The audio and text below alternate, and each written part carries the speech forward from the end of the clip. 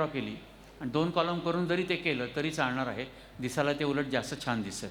Next, non textual पॅसेजेसचा वेगळी practice तुम्हाला करायला पाहिजे. पण मी तुम्हाला शेवटच्या माझ्या काही 5-10 मिनिटांमध्ये अभ्यासाची जी मेथड सांगणार आहे की कोणत्या मेथडनी शेवटी अभ्यास करणं एक्सपेक्ट आहे, तुम्ही त्याप्रमाणे अभ्यास केला तर तुमची नॉन टेक्स्च्युअल पॅसेजेसची प्रॅक्टिस ही आपोआप होणार आहे. नेक्स्ट, लेटर रायटिंग याप्रमाणे लेफ्ट अलाईन असतं. आता ही नवीन पद्धत आहे, पालकांना ही पद्धत माहीत नाही आहे. पालकांना पूर्वी माहिती आहे की जो पाठवतो त्याचा नाव पत्ता इकडं असायचा, आता तसं राहिलं नाही, आता सगळं लेफ्टला असतं. लेफ्ट अलाईन, सब्जेक्ट इथं, रिस्पेक्टेड सर, सगळं एकाच साईडला. नेक्स्ट, आणि सगळ्या लँग्वेजेसमध्ये सेम आहे. Next, next, next, next,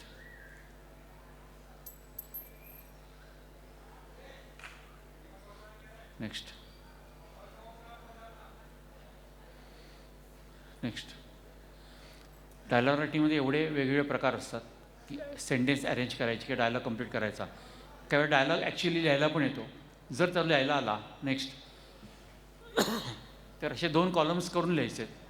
minimum 6 वेळा त्या दोघीजणी एकमेकीशी काय बोलल्या ते डायलॉग तुम्हाला लिहायला लागतात.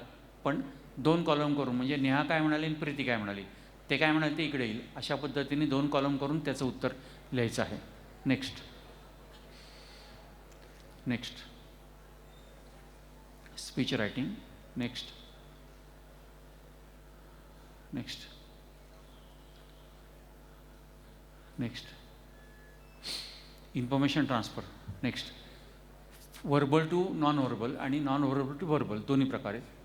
वर्बल टू नॉन वर्बल असेल तर असं कॉलम वाईज जर केलं तर ते दिसायला छान दिसतं, एक्झामिनरला चेकिंगला ते सोपं पडतं. त्यामुळे त्याचं प्रेझेंटेशन या पद्धतीने करायचं आहे. Next, fact file. त्या केसमध्ये 2 कॉलम करून जर केलं, आता हे Tadoba wild life sanctuary, location, transportation हे शब्द एका साईडला आणि त्याचं एक्सप्लेनेशन असेल ते दुसऱ्या साईडला, याप्रमाणे केलं तरी चालणार आहे. नेक्स्ट, नेक्स्ट,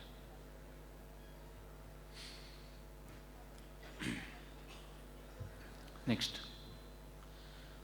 स्टोरी रायटिंग ही सेम इंग्लिशमध्ये आहे, मराठीमध्ये, हिंदीमध्ये, सगळ्यामध्ये स्टोरी रायटिंग असते. त्याच्यामध्ये सुरुवात किंवा शेवट दिलेला असेल त्यावरनं ती स्टोरी आपल्याला डिझाईन करून लिहायची असते. नेक्स्ट, मिनिमम 3 पॅरा तरी स्टोरीचे पाहिजेत. एकाच पॅऱ्यामध्ये मोठा पॅरा करून लिहिली, कोणती लँग्वेज असो त्याच्यामध्ये असं करू नका. मिनिमम 1 पेज to 1.5 पेज, 1 ते 1.5 पान तुमची स्टोरी व्हायला पाहिजे. नेक्स्ट, सुटेबल हेडिंग त्याला द्यायचं आहे, त्याला शीर्षक, नाव, त्या स्टोरीचं, कथेचं नाव द्यायचं आहे आणि स्टोरी पास्ट टेन्समध्ये पाहिजे. हे नियम मराठी, हिंदी, इंग्लिश सगळीकडे सेम आहे, त्यामुळे त्यावेळेला ज्या स्लाईड्स येतील तेव्हा मी त्या एक्सप्लेन करणार नाही, हे सेम आहे सगळीकडं. Next, the story of my lost bicycle. Next, live English. Next, टेक्स्टबुकमध्ये त्याचे जे काही टॉपिक्स दिलेले आहेत तेवढ्या टॉपिकचीच जरी प्रिपरेशन केली तेवढी मोर दॅन सफिशियंट आहे, त्यापेक्षा बाहेर फार जाऊन विचारणार नाही. आता फॉर एक्झाम्पल बघा, तुम्हाला आता 11वीला गेल्यानंतर ॲडमिशन फॉर्म भरायला लागेल. मग नेम, तुमचं नाव काय, वडिलांचं नाव, आईचं नाव, डेट ऑफ बर्थ काय, तुम्हाला कोणती स्ट्रीम पाहिजे, सायन्स स्ट्रीम पाहिजे. थोडक्यात इकडं असा एक कॉलम करून जरी तुम्ही त्याचं डिटेलिंग इकडं लिहिलं तरीसुद्धा चालू शकणार आहे. हे लाईव्ह इंग्लिशमध्ये. नेक्स्ट, ट्रान्सलेशन, सेम इंग्लिश किंवा मराठी मीडियमच्या मुलांसाठी. नेक्स्ट, या पद्धतीने प्रेझेंटेशन.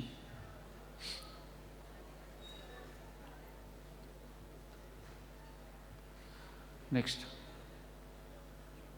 मराठी आणि हिंदी फुल आणि हाफ. नेक्स्ट,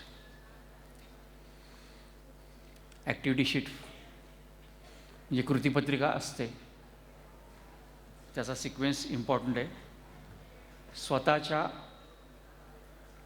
तुम्हाला स्वतःला काय वाटलं, तुमचं स्वमत प्रकटीकरण याच्यावरती फोकस जास्त आहे, म्हणजे ज्याला आपण सेल्फ रिस्पॉन्स क्वेश्चन म्हणतो त्याच्यावरती फोकस जास्त आहे. नेक्स्ट,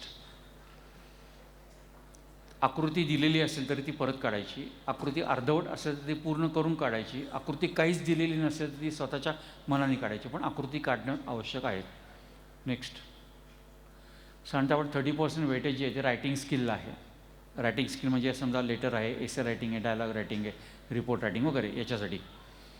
नेक्स्ट, हल्ली बदललेल्या पॅटर्ननुसार सगळेच विषय म्हणजे फक्त लँग्वेजेस नाही तर अगदी हिस्ट्री, जॉग्राफी असेल, सायन्स असेल, या सगळ्यांमध्ये प्रेझेंटेशन आहे ना, त्याच्यामध्ये ग्राफिकल प्रेझेंटेशन जास्त आलं आहे. नुसतं आपली अख्खं पानभर उत्तर लिहिलेलं आहे असं होत नाही, ग्राफिकल प्रेझेंटेशन जास्त असतं. तसं इथं पण आहे, तुम्हाला कळेल बघा. नेक्स्ट, आता लेखक हे खेळ खेळायचे. आता एका वाक्यात लिहिता आलं असतं ना, पण नाही, प्रेझेंटेशन असंच करायचं असतं.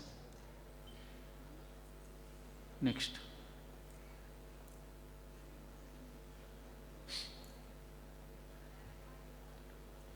Next, next, next, next. आता हा प्रश्न आहे की आईवडील निवृत्त झाल्यावर तुम्ही त्यांची काळजी कशी घ्याल. या प्रश्नाचं उत्तर प्रत्येक मुलाचं वेगळं असणार आहे. याला आपण पर्सनल रिस्पॉन्स क्वेश्चन असं म्हणतो. पण उत्तर साधारणतः एवढं, फार तर आणखीन एक 2-4 ओळी, याच्यापेक्षा जास्त मोठं नको. कोणताही सब्जेक्ट असला तरी उत्तर एवढंच हवं आहे. Next, next. तुमचा छंद जोपासण्यासाठी तुम्ही काय करता. याचं उत्तर पण प्रत्येकाचं वेगळं असणार आहे, कारण प्रत्येकाचा छंद वेगळा असेल त्यामुळे उत्तर वेगळं असणार आहे. ते उत्तर पण साधारणतः एवढं, आणखीन याच्यापेक्षा 2-4 ओळी पुढं, मे बी पुढच्या पानावर गेलं असेल, कारण शेवटचं वाक्य अर्धवट आहे म्हणून, पण जास्त मोठं नाही. Next, next, next, next, next. कवितांवरचे प्रश्न. नेक्स्ट,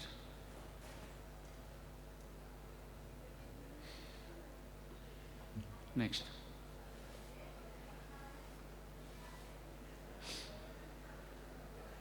तुम्ही हे सगळं कसं लिहिलं हे ऑब्झर्व करतात, कुठेतरी तुम्ही ते डोक्यामध्ये ठेवायचा प्रयत्न करताय. गरज पडली तर तुम्ही ते लिहून घेताय, आणखीन आवश्यकता वाढली तर तुम्ही फोटो काढताय. पण काहीतरी करून तुमच्यापर्यंत परीक्षेला जाईपर्यंत हा सगळा डेटा असणं आवश्यक आहे. कधीही आपल्या स्मरणशक्तीवरती फार विश्वास ठेवू नका. तर नाहीतर आजपर्यंत परीक्षेमध्ये कोणत्याही विचारलेल्या प्रश्नाचं उत्तर हे कधीतरी आयुष्यामध्ये आपण पाठ केलेलं होतंच ना, पण तरी ते परीक्षेमध्ये लिहिता आलं नाही, आठवलं नाही, अर्धवट आठवलं, चुकीचं आठवलं, म्हणून तर आपले मार्क गेलेत किंवा मार्क कमी पडलेत. त्यामुळे आपल्या स्मरणशक्तीवरती फार विश्वास ठेवू नका. पण मी तो मुलगा, याचं उदाहरण दिलं, त्यांनी 100% फॉलो केलं असं मी म्हटलं होतं.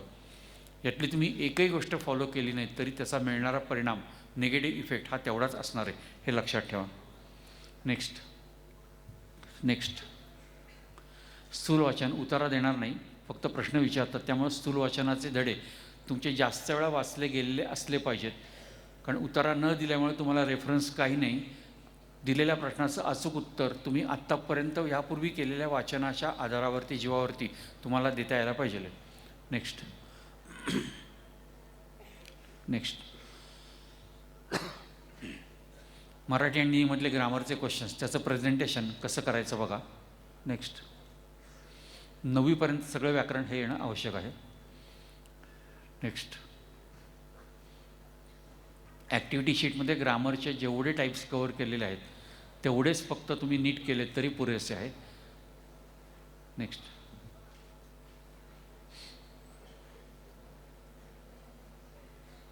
Next. Next. Next.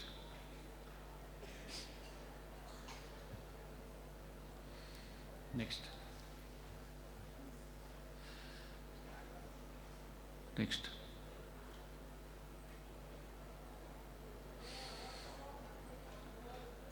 Next.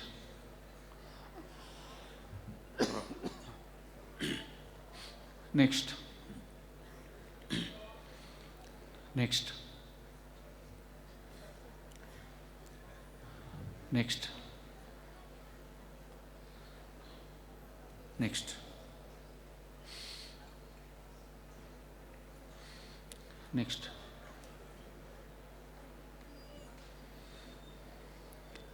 Next.